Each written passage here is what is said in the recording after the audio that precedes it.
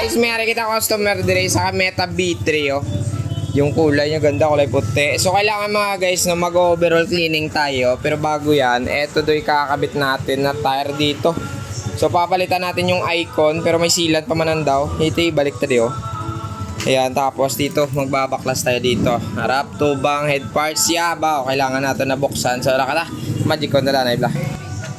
Yun, okay, alugan mo.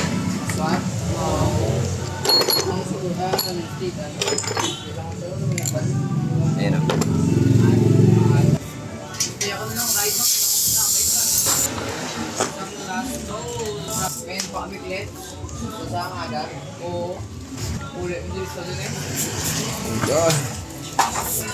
So ito na guys, kailangan muna natin banlawan to una bago sabunan. Kasi para at least maukas yung higko niya kasi kulay puti panganay na. Grabe higko yo. Kailangan banlawan muna bago sabunan. Au!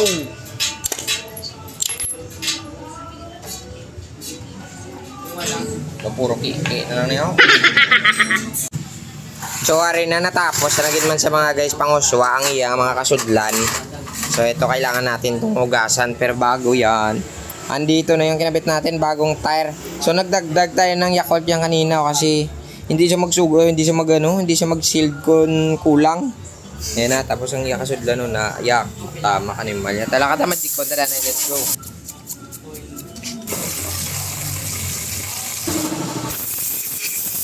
So ayan na, natapos agad man sa wakas. So kailangan muna natin to lagyan ng papadanlog. Ay pala mga guys yung cogs at crankset to. Double check muna. Okay na. So lakata pa. Isa pa ulit. No. Ulit. Isa pa. Ecoloid.